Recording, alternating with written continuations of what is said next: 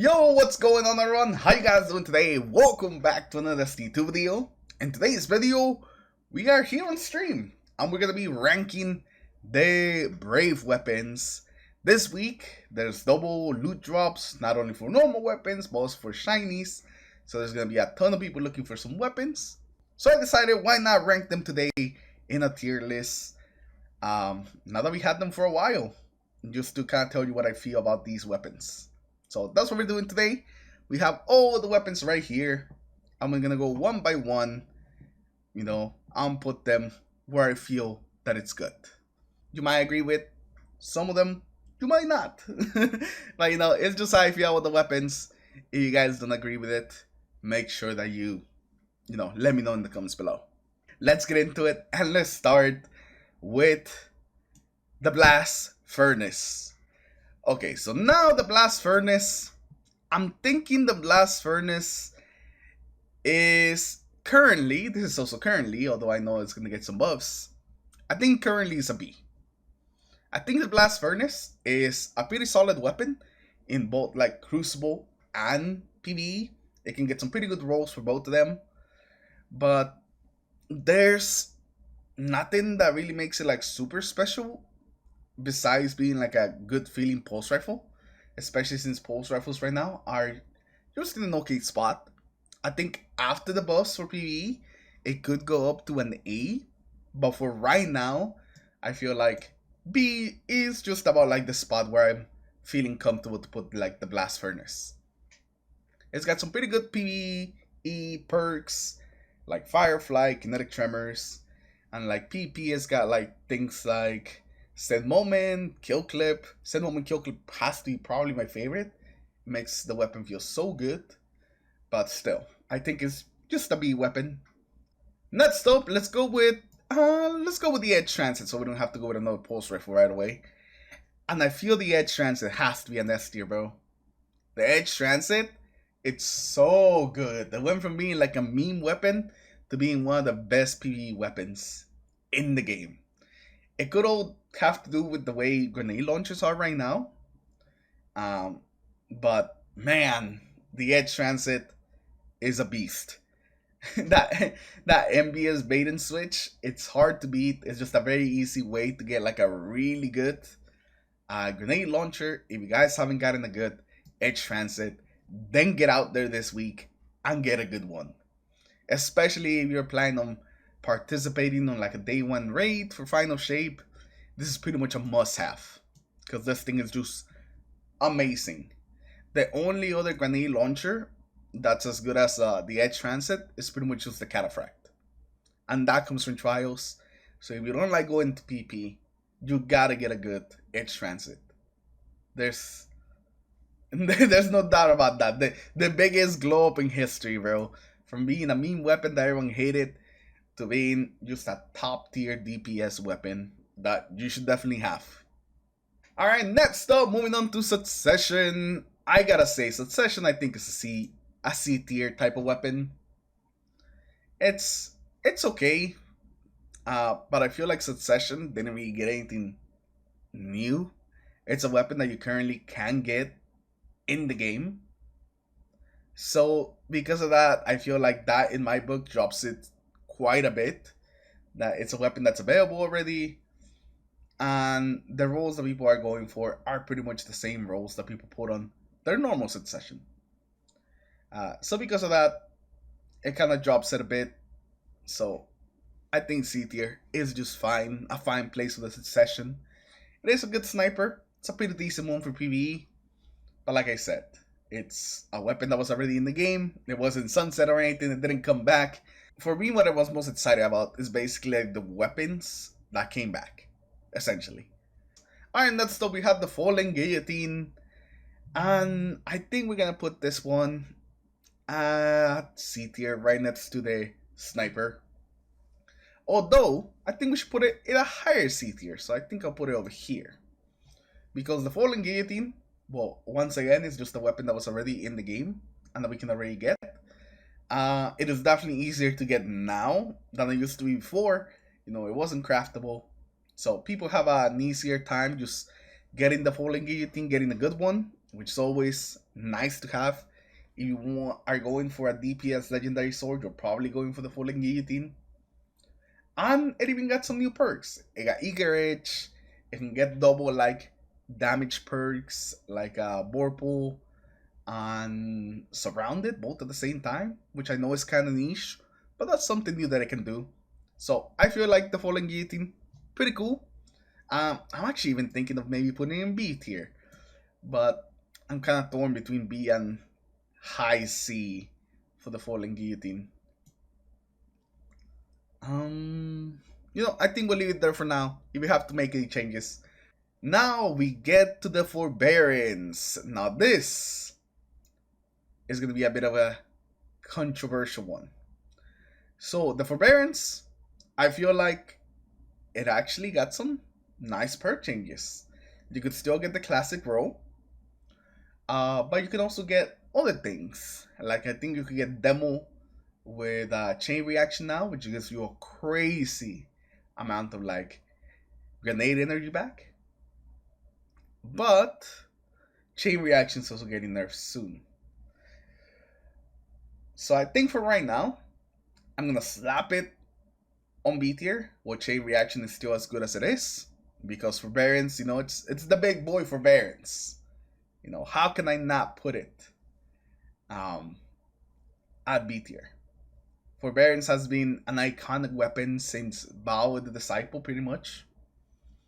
The only reason why it's not higher is because, again, just with me, it loses a little bit of points. Because it's a weapon that was already in the game.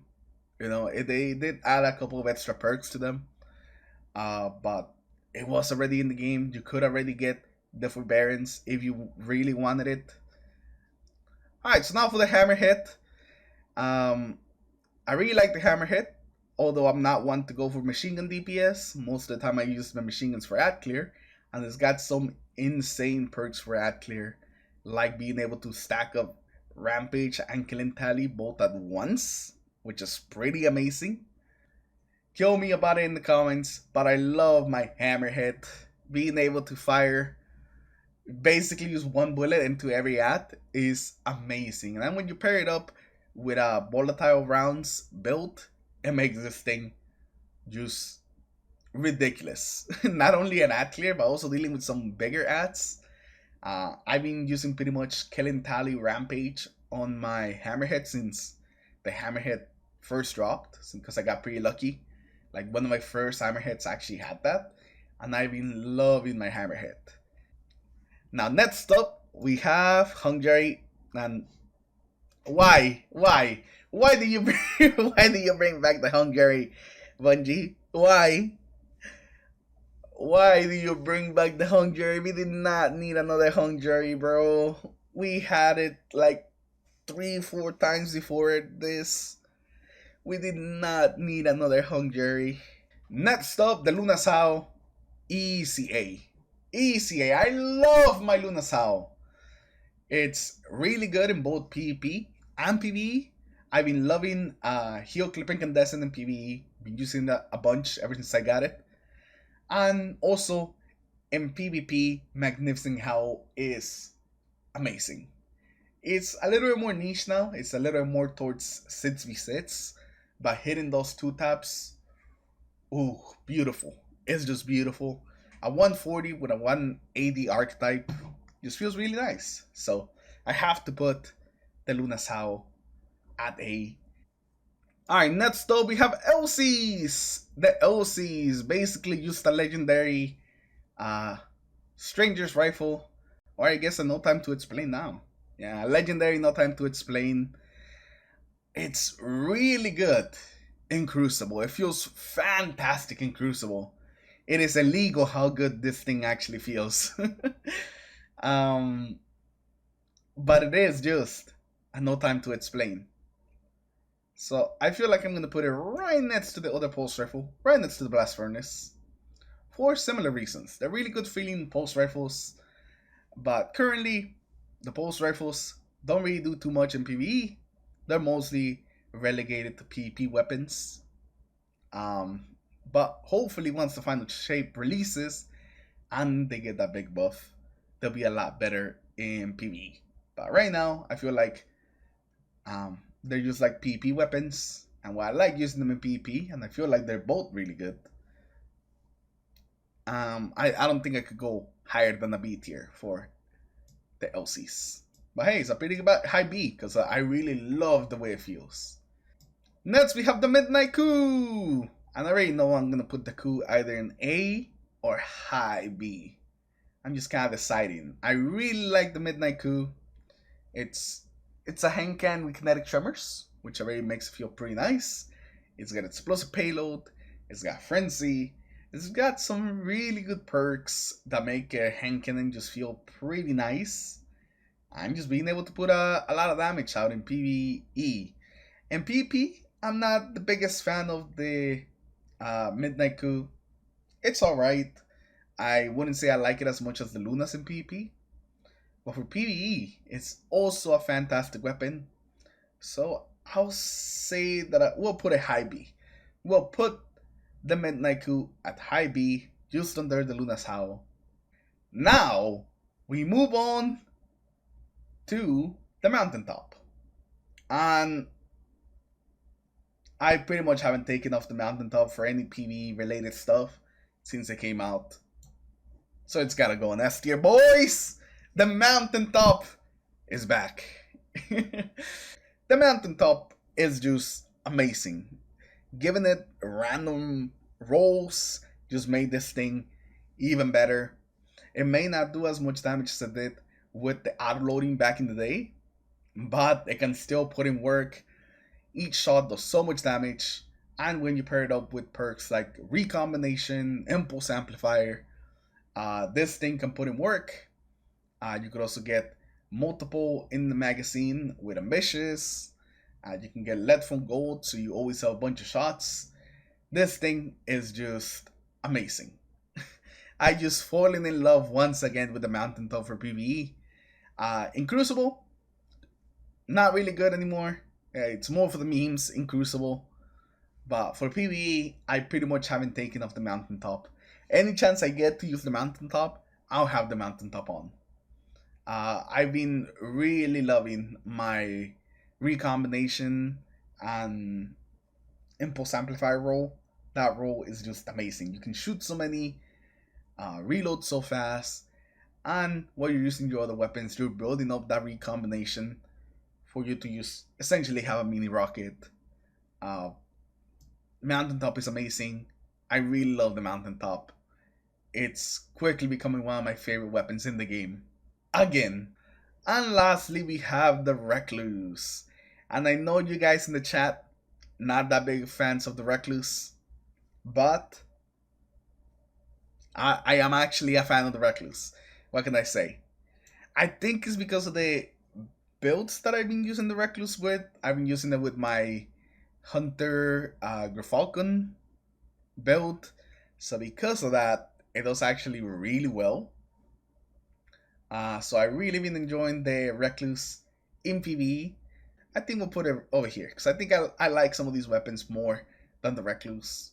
But I still like the Recluse. So I think we'll put it in like the lowest B tier. Sure, maybe some people don't like it as much anymore. I'm looking at the chat and seeing people say D tier for the Recluse. And that breaks my heart. But I still think the Recluse is it's pretty good for me, at least. I really like the Recluse, so I think I'm gonna leave it on B tier for myself. If anything, maybe we could change the Ace, because now looking at it, even though I love my Hammerhead, I think I like Lunas a little more, so maybe we'll put Lunas a little higher than the Hammerhead on A tier. But that's about it. This is what I feel about the Brave weapons right here. Let me know what do you guys feel about them in the comments below. Maybe you guys love stuff like the Succession and it's higher, or maybe you guys are just like the #1 Hungry fans and think that the Hungry this time is an S tier. You know, just let me know whatever you feel in the comments below. But this is how I feel about my tier list about the Brave weapons. But anyways, with that, we're gonna end today's video. Thank you all for stopping by, and I'll see you guys in the next one. Take care, everyone. Have a good rest of your day. Peace.